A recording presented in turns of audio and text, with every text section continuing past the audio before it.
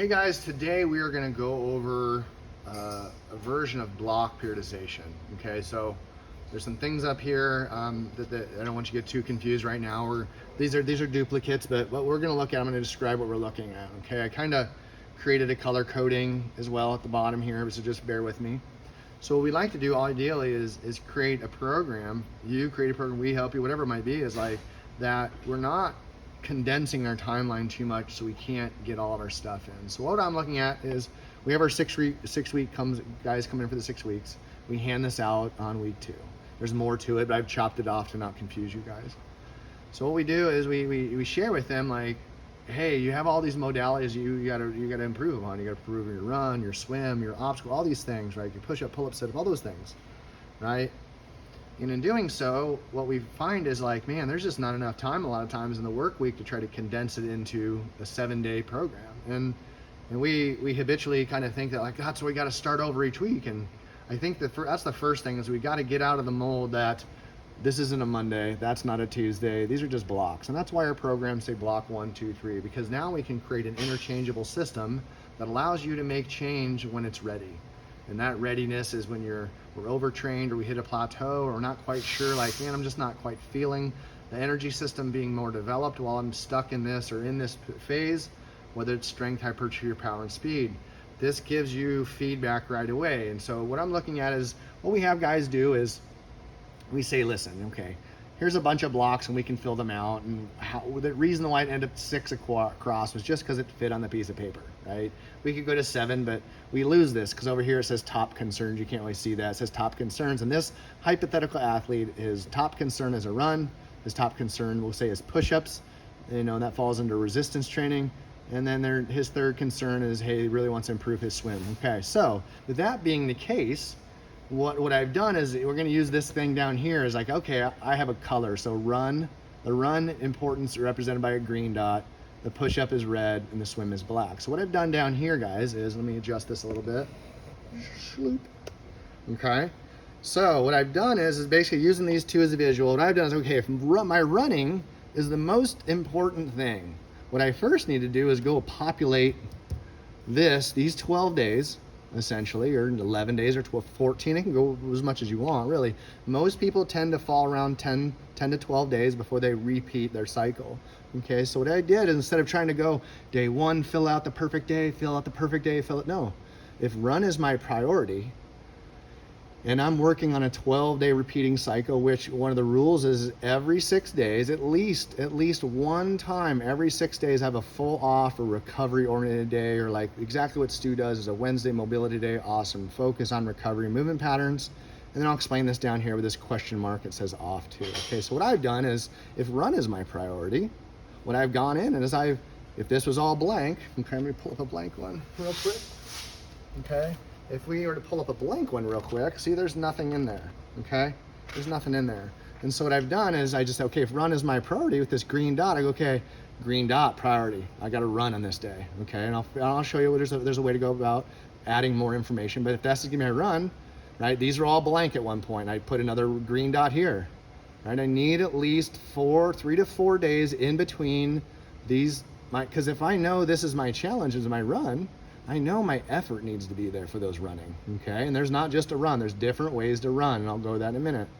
So running is my priority, so it goes in day 1, okay? I'm gonna make sure my priority gets populated first. So I put a green dot here, I put a green dot at 4, another one, green dot at 8, green dot now. You see, over a 12-day period, my primary focus being a run, I've now populated it with majority. The most of my effort is gonna go, these 4, and like if this is an off day and that's an off day more or less, like instead of 12, we're at 10. So we're at 4. 4 of the 10 days is focused on running, improving my running, okay? Now, I realize 4 out of 10 isn't the majority, but you know, it's not more than half, but it's the majority, the most of your time is focused on those 4 days, okay? We could say, okay, if push-up 2, push-up is like, well, yeah, it's red. Well, are these all 4 push-up days? No, if I need to improve my push-up, I'm not just going to do push-ups, because that doesn't work.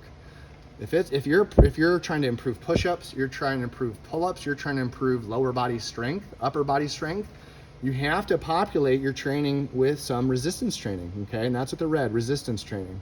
I know it says push-ups, but it's here, it's resistance, okay?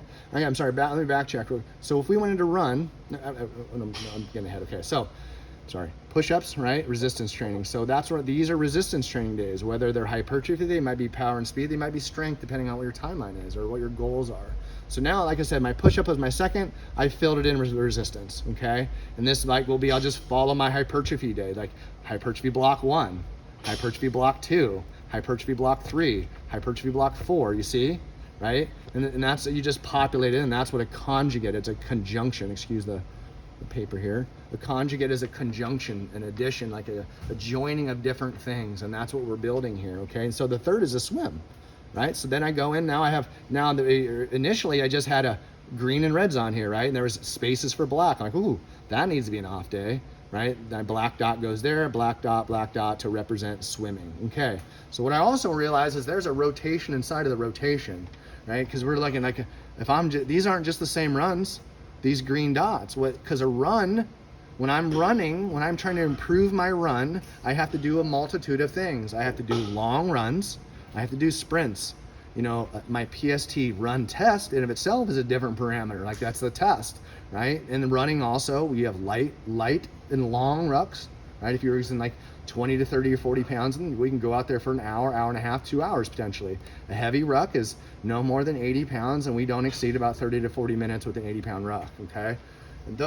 So basically I might go, okay, this is gonna be a long run, a longer run, okay? My next one might be a sprint, right? I'm gonna follow this, okay? And then I might do my PST run test this week, right there, right? And here, in the next one, I'm gonna do a lighter, a heavy ruck.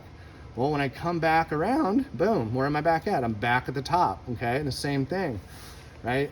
These are different types of resistance, you know, to improve your push-ups, right? Here, this says hypertrophy, strength, power and speed, and calisthenics, okay? Those are all forms of ways that we are gonna do to improve our push-ups, okay? And so on this day, like I said, this red dot for me would be hypertrophy block 1, hypertrophy block 2, hypertrophy block 3, hypertrophy block 4. Now, the only problem with that is where we really started making some adjustments is one things we want to avoid is doing like if this was a long run, right?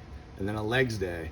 We don't want to pair up a lot of like successive days of, you know, our back and legs, and we don't want to have overlaps either. We also too is some people want to do 2-a-days. That's fine, right? But it comes down to pairing in those 2-a-days where we don't want to pair the wrong things or add too much. Now, the solution to that really is just making sure that we're working on a 12-day, even a 14, or even a 10-day, 11-day conjugate. So that's what the problem becomes. If we have all these things that we need to improve, we try to cram them in a work week, we really, I think so many people get left with a bad taste in their mouths. Either they didn't get done what they wanted to, the training wasn't good as they want, it got interrupted a bunch because of life. And so if you start expanding, the weeks instead of 7 days out to 14 or 12, right? When life throws you curveballs, because what ends up happening, you start filling this out. Inevitably, everyone what we do is we have them fill out the first 12. Right? Don't try to make it perfect. We have them to fill out the first 12, and then they're going to go home and they're going to go through those 12 days and see how it worked, right? Like they go, okay, day 1 worked fine, great. I'm going to drop down day and put day 1 here again. I'm going to go do day 2. Yep, day 2 worked. Day 3, ooh, I'm not going to drop day 3 down there. I should have switched it to something else. My point is you're going to populate this like you do down here, your first 12 days, more or less, 12, 14 days, maybe even 10. You have to actually go through all these training days to see if in fact life is allowing you to put that much work in, or like you're allowed to make some mistakes in your programming, right? But what we do is we give them basically 3 weeks to work through their stuff. We have the guys go home, they populate their 12 days, they work through it. If any changes they make, they write it down in these 2 weeks, right? And then the next time they do this and go through this new revised 12 days here, they put it down here. And now by the third time they've gone through this and revised this on their own, they've got all of these things organized in a way that you and your life can manage it, keep up with it. You've created your rest periods, you've done all of that. So the thing with block programming is you got to get in there and do it, okay? That's the big takeaway. Don't try to resolve a solution for programming until you've experienced it. So dive in, jump in, use this as a template, and you're going to see your programming go to a seriously next level.